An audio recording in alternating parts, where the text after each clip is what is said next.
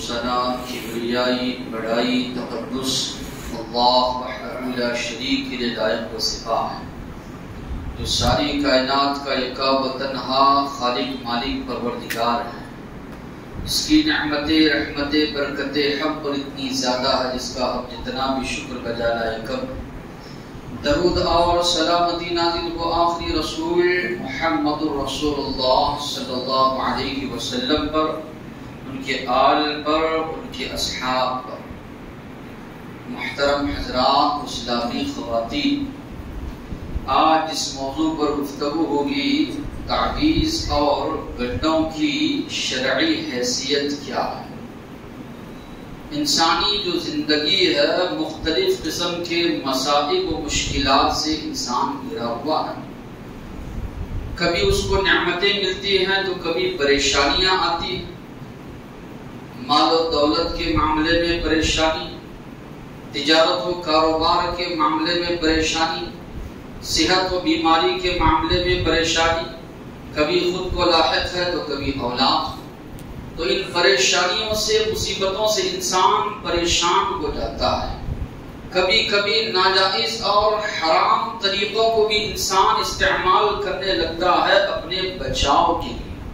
ایک مسلمان کے لیے لازم ہے، ایک مسلمان کے لیے ضروری ہے، دیکھیں اللہ نے، اللہ کے نبی نے کیا طریقہ بتایا ہے، کیا حل اس کو سکھایا ہے، کس طریقے سے وہ مصیبتوں پریشانیوں سے بچ سکتا ہے، کس طریقے سے وہ بیماریوں سے محفوظ رہ سکتا ہے، یا بیماری میں مبتلا ہے اس کے علاج کا کیا طریقہ شریعت نے بتایا ہے، یہ جاننا ضروری ہے۔ آج مسلمانوں کی اکثریت یہ پیروں، باباؤں، مرشدوں کی چکروں میں پڑ کر تعویذ اور گڈھے وغیرہ جو ہے اس کے پیچھے بہت زیادہ پیسہ جو ہے ضائع کر رہے ہیں۔ شریعت میں یہ چیز حرام جائز نہیں ہے۔ اللہ کے رسول صلی اللہ علیہ وسلم جس زمانے میں رسول اور نبی بنا کر آپ کو مبعوث کیا گیا، جاہلیت کا زمانہ جس کو کہا جاتا ہے دور جاہلیت، وہاں کے دور کا اگر ہم جائزہ لیتے ہیں تو وہ لوگ اپنے گلوں میں ہو یا بچوں کے گلوں میں ہو یا اسی طرح جانوروں کے گلوں میں سیبیاں ہیں، منکے ہیں، دھاگے ہیں، یا اسی طرح تانت وغیرہ ہے یا پیتل وغیرہ کے کڑے وغیرہ ہیں، یہ لوگ ڈالا کرتے تھے۔ اللہ کے رسول صلی اللہ علیہ وسلم نے اس کو حرام قرار دیتے ہوئے فرمایا من تعلق تمیمۃ فقد اشرک، جس نے تعویذ لٹکائی، یا دوسری روایت کے الفاظ ہیں من علق تمیمۃ فقد اشرک، جس نے تعویذ لٹکائی اس نے شرک کیا۔ بعض علماء نے اس کو شرک اصغر قرار دیا، بعض علماء نے شرک اکبر قرار دیا۔ شرک اکبر اس لحاظ سے اگر کوئی یہ عقیدہ رکھتا ہے یہ تعویذ میں اتنی تاثیر ہے کہ یہ شفا دے سکتی ہے، مصیبت سے، بلیات، آفات سے محفوظ رکھ سکتی ہے، یہ عقیدہ رکھ رہا۔ مصیبت پریشانی کو دور کرنے والا اللہ ہے، شفا دینے والا اللہ ہے، نفع نقصان سے بچانے والا اللہ ہے۔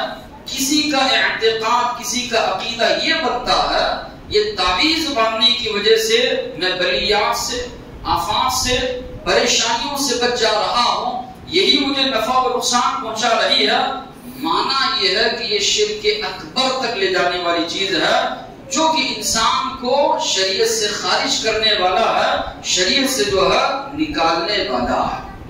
تو پہلی بات یہ معلوم ہوئی اللہ کے رسول صلی اللہ علیہ وسلم نے یہ جو بھی چیزیں لٹکائی جاتی، سیپی کے شکل میں ہو، دھاگے کی شکل میں ہو، تانت کی شکل میں ہو یا کسی اور شکل میں، نبی کریم صلی اللہ علیہ وسلم نے اس کو شرک قرار دیا۔ حدیث کے جو الفاظ ہے من علق تمیمۃ فقد اشرک، جس نے تعویذ لٹکائی اس نے شرک کیا۔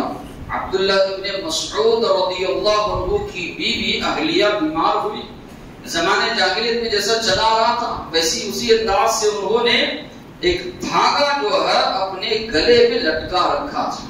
یہ پوری طرح علم نہیں آیا تھا، پوری طرح جو ہے سمجھداری لوگوں میں نہیں آئی تھی۔ انہوں نے دیکھا کہ انہوں نے گلے میں دھاگا لٹکایا عبداللہ ابن مسعود رضی اللہ عنہ نے اس کو کاٹا، توڑ کر جو ہے نکالا اور کہا انتم آل عبداللہ، تم لوگ عبداللہ ابن مسعود رضی اللہ عنہ کے خاندان والے ہو، لأغنیاء عن الشرک، شرک سے تم لوگ بے نیاز، اس لیے کہ میں نے اللہ کے رسول صلی اللہ علیہ وسلم کو فرماتے ہوئے سنا ان الرقیہ والتمائم والطیلۃ شرک، یقیناً جھاڑ پھونک کرنا شرکیہ الفاظ کے ذریعے اور اسی طرح کوئی چیز لٹکانا اللہ کے نبی نے فرمایا یہ شرک ہے۔ تو معلوم یہ ہوا صحابہ کرام کا ہی عقیدہ تھا کہ یہ چیزیں لٹکانا یا اسی طرح بیماری سے شفا یابی کے لیے استعمال کرنا صحابہ کرام نے اس کو شرک قرار دیا۔ حذیفہ رضی اللہ عنہ ایک مریض کی عیادت کرسی، بیمار کرسی کے لیے جاتے ہیں، بازو کو ہاتھ لگاتے ہیں، دیکھتے ہیں کہ کوئی چیز بندھی ہوئی ہے، دھاگا یا تانچ جو ہے بندھا ہوا ہے، سوال کرتے ہیں یہ کیا چیز ہے؟ انہوں نے کہا فلاں نے مجھے دم کر کے دیا ہے، میں نے شفا یابی کے لیے اس کو باندھا ہے۔ تو حذیفہ رضی اللہ عنہ فرماتے ہیں لو مت وهو علیک، اگر تمہاری وفات ہوتی، اسی حالت میں تمہیں موت آتی، اسی حالت میں اس دنیا سے تم چلے جاتے، ما صلیت علیک، میں تمہاری نماز جنازہ نہیں پڑھتا، میں تمہاری نماز جنازہ میں شرکت نہیں فرماتا۔ مصنف ابن ابی شیبہ کی روایت اصلی روایت ہے۔ تو آپ یہاں پر اندازہ لگائیے کہ صحابی رسول اس کو کاٹ کر نکال رہے ہیں اور کہہ رہے ہیں اگر اسی حالت میں تمہاری موت ہو جاتی، اسی حالت میں تم اس دنیا سے چلے جاتے، تمہاری نماز جنازہ میں نہیں پڑھتا، اس لیے کہ اللہ کے نبی جو شریعت لے کر آئے ہیں اس شریعت کے علاوہ پر تمہاری موت ہوتی، اس لیے میں تمہاری نماز جنازہ ادا نہیں کرتا۔ بات یہ معلوم ہوئی منکر اگر ایک مسلمان دیکھ رہا ہے، جس انداز سے روک سکتا ہے، سمجھا کر روک سکتا ہے روکے، یہ ہاتھ سے روک سکتا ہے روکے، جس طرح کے حذیفہ رضی اللہ عنہ نے کیا کہ دیکھا کہ ان کے ہاتھ پر دھاگا بندھا ہوا ہے، سوال کیا فلاں نے جو ہے دم کر کے دیا ہے، بیماری سے شفا کے لیے باندھا ہے، تو انہوں نے اس کو توڑ کر نکال دیا اور مسئلہ بھی سمجھایا کہ اگر اسی وقت تمہاری وفات ہوتی، اسی پر مر جاتے، میں تمہاری نماز جنازہ میں شرکت جو ہے نہیں فرماتا، اس لیے کہ جو اسباب وسائل کا طریقہ جو انہوں نے استعمال کیا تھا وہ غیر شرعی تھا، شرعی لحاظ سے جائز نہیں تھا۔ عقبہ بن عامر رضی اللہ عنہ فرماتے ہیں، ترغیب اور ترہیب کی یہ روایت ہے، نبی کریم صلی اللہ علیہ وسلم کے پاس 10 آدمیوں کا ایک وفد آیا، اللہ کے نبی سے انہوں نے بیعت کی، اللہ کے نبی بیعت لیتے تھے، 9 آدمیوں سے اللہ کے نبی نے بیعت لی، ہاتھ پر ہاتھ رکھا، 10ویں آدمی کی باری آئی، اللہ کے نبی نے اپنا ہاتھ کھینچ لیا، بیعت اللہ کے نبی نے نہیں کی۔ اب دیگر صحابہ پریشان کہ اللہ کے نبی ان کے ہاتھ پر کیوں بیعت نہیں کر رہے ہیں؟ اللہ کے نبی سے پوچھا، سوال کیا اللہ کے نبی 9 آدمیوں سے آپ نے بیعت لی، 10ویں صحابی سے آپ 10 آدمی سے آپ نے بیعت لی؟ نبی کریم صلی اللہ علیہ وسلم نے فرمایا ان فی عضدہ طبیبا، ان کے ہاتھ میں جو ہے کوئی تانچ یا دھاگا بندھا ہوا ہے، اس لیے میں نے ان سے بیعت دی۔ وہ صحابی فوراً جو ہے کاٹ دیتے ہیں اور تب جا کر نبی کریم صلی اللہ علیہ وسلم ان کے ہاتھ پر بیعت لیتے ہیں۔ تو معنی یہ ہوا ایک صحابی اسلام قبول کر رہے ہیں، اسلام میں داخل ہو رہے ہیں، اللہ کے نبی کے ہاتھ پر جو ہے بیعت کر رہے ہیں، اللہ کے نبی بیعت لینے کے لیے تیار نہیں ہے۔ وجہ کیا ہے؟ ان کے ہاتھ پر دھاگا یا اسی طرح تمیمہ تانچ وغیرہ جو ہے بندھا ہوا ہے، اللہ کے رسول صلی اللہ علیہ وسلم فرما رہے ہیں ان کے ہاتھ پر دھاگا بندھا ہوا ہے، اس لیے میں ان کے ہاتھ پر بیعت نہیں کروں گا۔ جب وہ کاٹ کر پھینک دیا گیا تب نبی کریم صلی اللہ علیہ وسلم نے بیعت لی۔ حذیفہ رضی اللہ عنہ فرماتے ہیں اللہ کے رسول صلی اللہ علیہ وسلم نے مجھے نصیحت کی، نصیحت کرتے ہوئے اللہ کے نبی نے فرمایا یا رویفہ، اے رویفہ لعل الحیات ستطول بک، ہو سکتا ہے میرے بعد تمہیں لمبی زندگی ملے، اگر تم دیکھو میرے بعد لوگوں کو اس بات کی خبر دینا جو کوئی اپنی داڑھی میں جو ہے گھنٹیاں لگاتا ہے یا اسی طرح کوئی چیز بھی گلے میں یا کہیں بھی لٹکاتا ہے، محمد صلی اللہ علیہ وسلم اس سے بری ہے، محمد صلی اللہ علیہ وسلم سے اس کا کوئی تعلق نہیں ہے۔ تو آپ یہاں پر بھی اندازہ لگائیے صحابی رسول کو اللہ کے نبی نصیحت کر رہے ہیں، ہو سکتا ہے میرے بعد تمہیں لمبی حیات ملے، لمبی زندگی ملے، اگر کوئی اپنی داڑھی میں جو ہے گھنٹیاں باندھ رہا ہے یا اسی طرح کوئی تعویذ یا کوئی چیز لٹکا رہا ہے، خبر دینا کہ اللہ کے نبی یعنی محمد صلی اللہ علیہ وسلم کا ان سے کوئی تعلق نہیں ہے۔ تو معنی یہ ہے اللہ کے نبی سے تعلق نہیں رہا، بہت بڑا کبیرہ گناہ ہے، تبھی تو نبی کریم صلی اللہ علیہ وسلم نے اتنی بڑی بات کہی۔ ایک تو لوگ گلے میں لٹکاتے ہیں یا ہاتھ پر باندھتے ہیں یا پیر پر باندھتے ہیں، ساتھ ہی ساتھ میں کئی لوگ گھروں پر بھی کچھ چیزیں لٹکاتے ہیں، یا اسی طرح سواری وغیرہ کا استعمال ہے اس پر بھی کئی لوگ لٹکاتے ہیں۔ گھروں پر عجیب قسم کی جو ہے تصویریں لگانا، اکثر ہندو لگاتے ہیں لیکن کچھ بد عقیدہ مسلمان بھی گھروں پر جو ہے ڈراؤنی قسم کی شکل وغیرہ لگاتے ہیں یا جھنڈا وغیرہ لگا کر یہ سمجھتے ہیں کہ یہ بلیات آفات سے جو ہے بچانے والا ہے، یا کئی لوگ جو ہے پوٹلی میں ناریل وغیرہ باندھ کر جو ہے لگاتے ہیں، مرچیاں وغیرہ گھر میں جلاتے ہیں یا مرچیاں اور اسی طرح لیمو وغیرہ ملا کر جو ہے گاڑی کے سامنے لٹکاتے ہیں، یا کوئی اور چیز جو ہے سواری یا گھروں پر لٹکاتے ہیں۔ اس کا کہاں تک جواز ہے، یہ چیزیں کہاں تک جائز ہیں؟ اس سلسلے میں ابو بشیر انصاری رضی اللہ عنہ فرماتے ہیں ہم لوگ نبی کریم صلی اللہ علیہ وسلم کے ساتھ سفر میں تھے، جا رہے تھے، آپ صلی اللہ علیہ وسلم نے اعلان کروایا، سارے لوگوں کے درمیان جو ہے ایک منادی اعلان کرنے والے کو بھیج کر اللہ کے نبی نے اعلان کروایا، اعلان یہ کروایا اللہ یبقین فی رقبۃ بعیر قلادۃ من وطن الا قطعت، اونٹ یا اسی طرح کوئی بھی جانور ہے اس کے گلے میں کوئی تانت وغیرہ بندھا ہوا ہے تو اس کو توڑ دیا جائے، اس کو نکال دیا جائے۔ تو نبی کریم صلی اللہ علیہ وسلم نے عام طور پر جو ہے منادی اعلان کروا دیا کہ یہ چیزیں جو ہے باقی نہ رہیں۔ سوال یہ پیدا ہوتا ہے چلو زمانے جاہلیت سے چیز چلی آ رہی تھی، شرکیہ چیزیں شرکیہ باتیں اس پر لکھی ہوئی ہوتی تھی، اللہ کے رسول صلی اللہ علیہ وسلم نے اس سے منع فرمایا۔ اگر کوئی قرآن سے لکھ کر لگاتا ہے، قرآنی آیات لکھ کر لٹکا لیتا ہے، آیت الکرسی ہے، سورہ فاتحہ ہے یا دیگر چیزیں لٹکاتا ہے، گھر میں ہو، سواری پر ہو یا اسی طرح گلے میں ہو، نیت اس کی یہ ہے یا اس کا مقصد یہ ہے کہ اس کے ذریعے شفا حاصل کروں، تو یہ کہاں تک شریعت میں جائز، کہاں تک اس کا ثبوت شریعت میں جو ہے ملتا ہے؟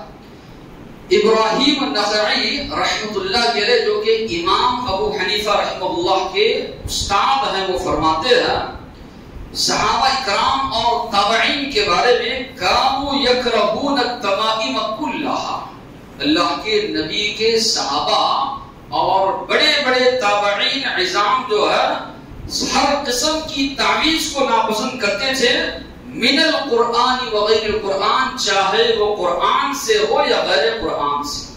تو امام ابو حنیفہ رحمۃ اللہ علیہ کے جو استاد ہے وہ کہہ رہے ہیں صحابہ کے عقیدے کے بارے میں سب کے سب جو ہے ناپسند کرتے تھے تعویذوں کو، چاہے وہ قرآن سے ہو یا غیر قرآن سے۔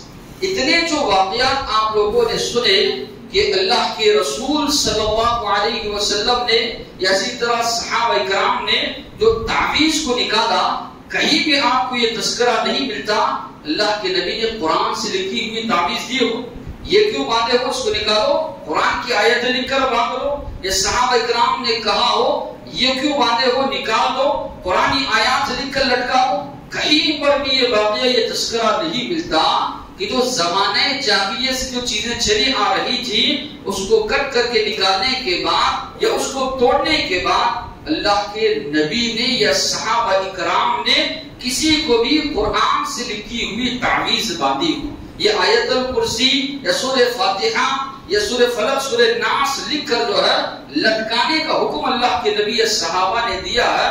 پوری کتابوں میں آپ پڑھ جائیے کہیں بھی اس کا تذکرہ ہم کو نہیں ملتا. تو معلوم یہ ہوا قرآن مجید تو ان کی زندگیوں میں رچ بس گیا تھا.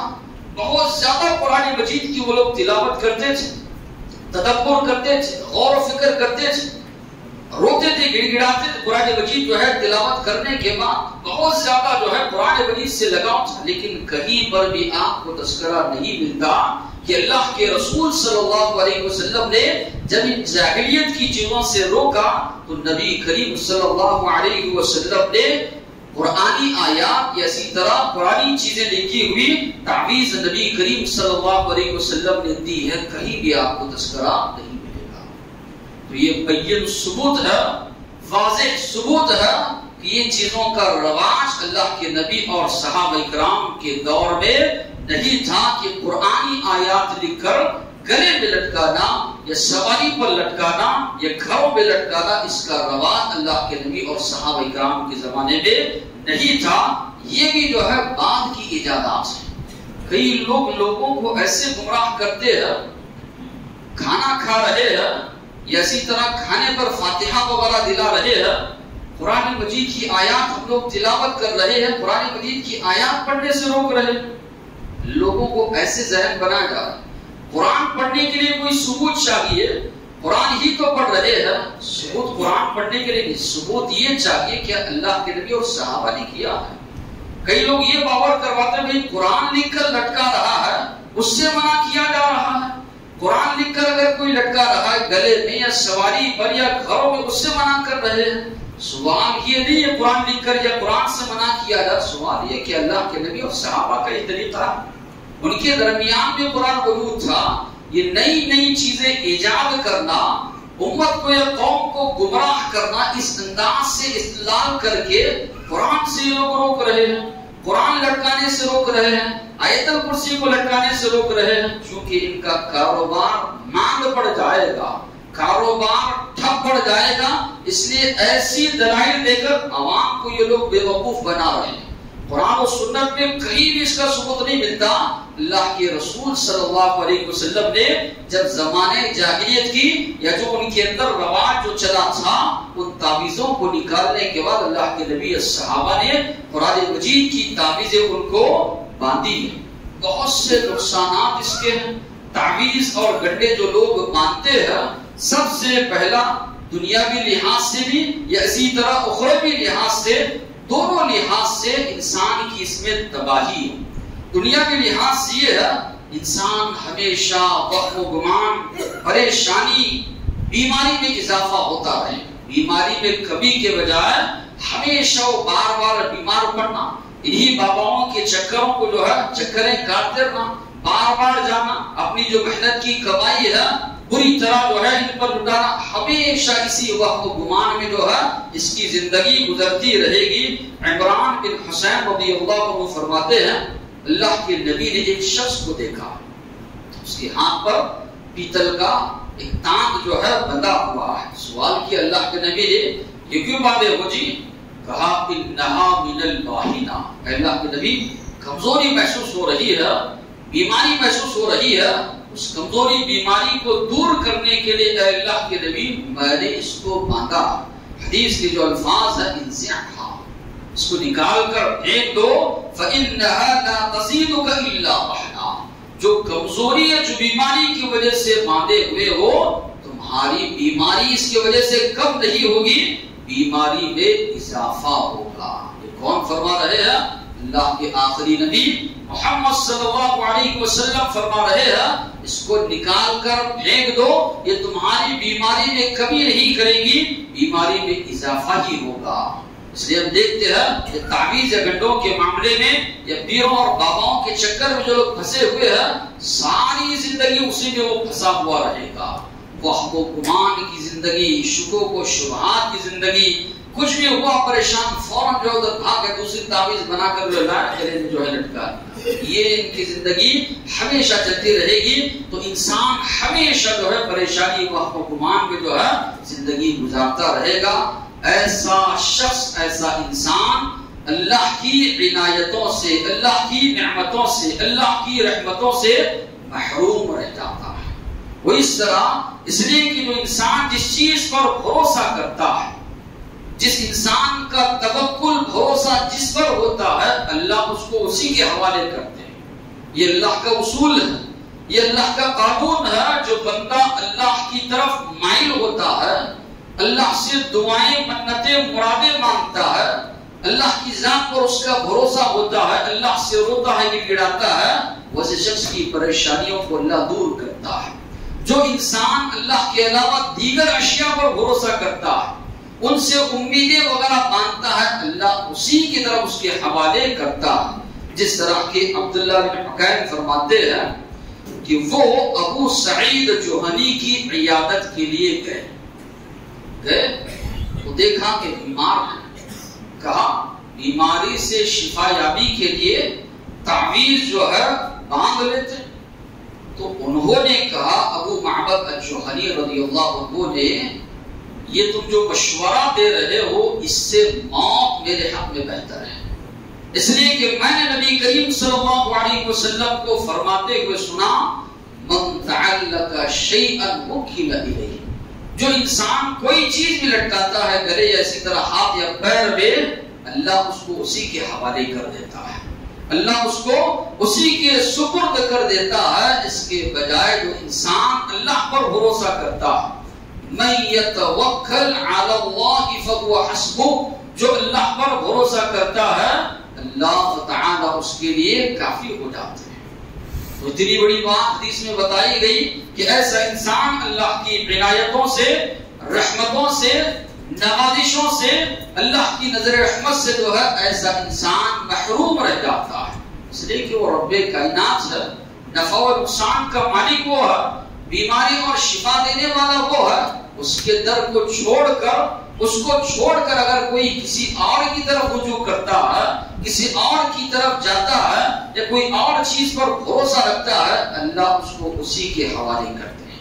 हदीस की जो अल्फाज है, मन तअल्लक़ शैअन वुकिल इलैहि, जो कोई चीज लटकाता है अल्लाह ताला उसी के हवाले उसको कर देते हैं। ये तावीज और गंडों के इस्तेमाल से इंसान का ईमान कमजोर होता है। अल्लाह ताला के बजाय दूसरी चीजों पर उसका ईमान होने लगता है।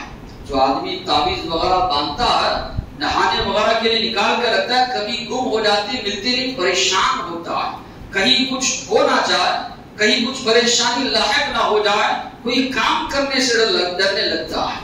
जब उसको मिल जाती है फिर से हिम्मत हौसला, पूरा भरोसा उसका अल्लाह की जात पर से हट कर जो है उसका ईमान, उसका तवक्कुल, उसका भरोसा सारे का सारा जो है तावीज पर आने लगता है। ईमान की कमजोरी इसके अंदर पैदा होने लगती है। एक मुसलमान अगर गौर और फिक्र करेगा, अल्लाह के नबी ने जो पहली दावत दी है, जितने अंबिया ने दावत दी, अंबिया की दावत यही थी, मा लकुम मिन इलाहिन गैरु, एक अल्लाह की इबादत करो, या कौमी अब्दुल्लाह, उसके अलावा तुम्हारा कोई माबूद नहीं।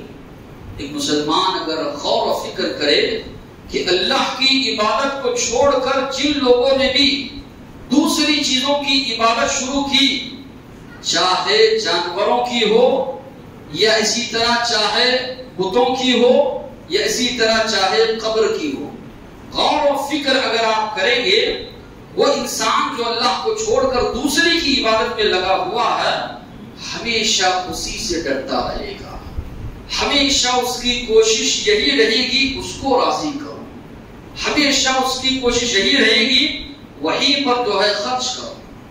कई लोगों को आप लोग देखेंगे जानवरों की इबादत कर रहे हैं, को खिला रहे हैं, दूध वगैरह पिला रहे हैं, ये उनकी तमन्ना उम्मीद होती है कि ये हमसे राजी हो जाए। सांप की पूजा करने वाले, दीगर चीजों की जो इबादत करने वाले हैं, या इसी तरह आप कई लोगों को देखेंगे कब्रों की इबादत करने वाले, वहां जा रहा है, نظریں چڑھا رہا ہے، چادریں چڑھا رہا ہے، پھول چڑھا رہا ہے، بتی لگا رہا ہے، یا اسی طرح جتنی بھی راضی کرنے کی نذرانے وغیرہ پیش کر رہا، جستجو کیا ہے اس کی، تڑپ کیا ہے اس کی، یہ ہم سے راضی ہو جائے۔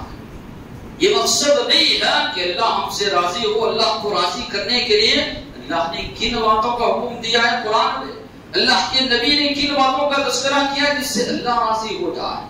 اس لیے کہ اس کا پورا عقیدہ، پورا ایمان جو ہے دوسری چیزوں پر بیٹھا ہوا ہے کہ یہ مجھے شفا دیں گے، اس سے مجھے شفا ملے گی، میں جو ہے بلیات آفات مصیبتوں سے بچ جاؤں گا، یہ مجھے بچانے کی ساری اس کی کوششوں کا محور، ساری اس کی کوششوں کا خلاصہ یہی ہے کہ فلاں مجھ سے راضی ہو جائے۔ اللہ اگر پکڑ ملی وہ مجھے بچا دیں گے، اللہ کے پاس اگر گرفت بھی ہو مجھے چھوڑا دیں گے۔ یہ عقیدہ رہنے کی وجہ سے انسان جو ہے پوری طرح اللہ پر سے توکل، بھروسہ، ایمان سب کچھ چھوڑ دیتا ہے۔ نہ اس کے اندر نمازوں کی پابندی ہے، نہ اللہ کو راضی کرنے کی جستجو اس کے اندر ہے، بس سال میں ایک مرتبہ دھوم دھام عرس وغیرہ منا لیا، بس ناچ گا کے جو ہے یہ سمجھتا ہے کہ میں نے فلاں کو راضی کر لیا، فلاں مجھے جو ہے بچا لیں گے۔ مزاروں پر گئے، وہاں پر نذرانے وغیرہ چڑھا دیے، سمجھتے ہیں اب میں نے یہاں پر نذرانے وغیرہ چڑھا دیے، اب مجھے جو ہے دوسرے اعمال کرنے کی ضرورت نہیں ہے۔ تو یہ سب اس لیے اللہ تبارک و تعالیٰ اس کو سب سے بدترین گناہ کہا۔ یہ اللہ سے بغاوت ہے۔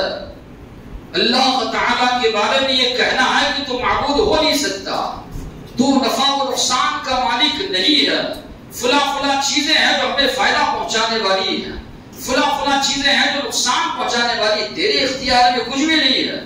فلاں کو اگر ہم راضی کر لیں وہ جنت میں ہمیں داخل کر دیں گے، تجھ سے چھڑا دیں گے۔ یہ اللہ سے قسم کی بغاوت ہے۔ وما قدر اللہ حق قدری، اللہ کی جیسے قدر کرنی چاہیے تھی ویسی قدر انہوں نے نہیں کی۔ اللہ تبارک و تعالیٰ کے برابر دوسروں کو شریک ٹھہرانا ہے۔ اللہ نے کہا وَلَمْ يَكُنْ لَهُ كُفُوًا أَحَدٌ، اس کی برابری، اس کا ہمسر، اس کا ہم پلہ کوئی بھی نہیں ہو سکتا۔ یہ ساری چیزیں، یہ ساری کائنات اللہ کی مخلوق ہے، اللہ کے سامنے ان کا کیا شمار، کیا ان کی حیثیت، کیا ان کی حقیقت۔ غزوہ بدر ہے، جنگ بدر کا میدان ہے، نبی کریم صلی اللہ علیہ وسلم رو رو کر گڑ گڑا کر دعا مانگ رہے ہیں، اتنا رو رو کر، اتنا گڑ گڑا کر آپ کے بدن کی چادر نیچے گر جاتی ہے۔ ہمارا عقیدہ، ہمارا ایمان ہے اللہ کے بعد اگر اس کائنات میں کوئی شخصیت سب سے زیادہ جن کا مقام و مرتبہ ہے وہ آخری نبی اللہ کے رسول محمد صلی اللہ علیہ وسلم ہے۔